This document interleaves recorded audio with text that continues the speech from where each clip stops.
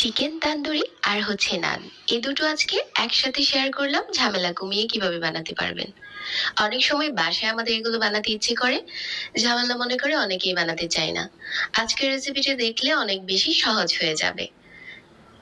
আমি এখানে নিয়েছি 8 পিসের মতো মুরগির মাংস, তারপর একটা ডিম দিয়ে দিলাম, 1 চা চামচ দিয়ে দিলাম মরিচের গুঁড়া, আর 1 চা চামচ দিয়ে দিলাম বারবিকিউ সস, 1 চা চামচ দিয়ে দিলাম সয়া সস, 1 চা চামচ টমেটো সস, 1 চামচ আদা বাটা, আর হচ্ছে 1 চামচ রসুন বাটা।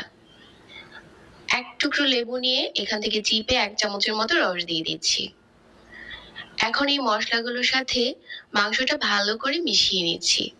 মেশানোর কাজটা হাতে করলেই বেশি ভালো হয়। তারপর এখানে দিয়ে দিলাম 2 চা চামচ গুঁড়া দুধ, আর 2 চা চামচ দিয়ে দিলাম চালের গুঁড়া, আর 2 চা চামচ দিয়ে দিলাম ময়দা।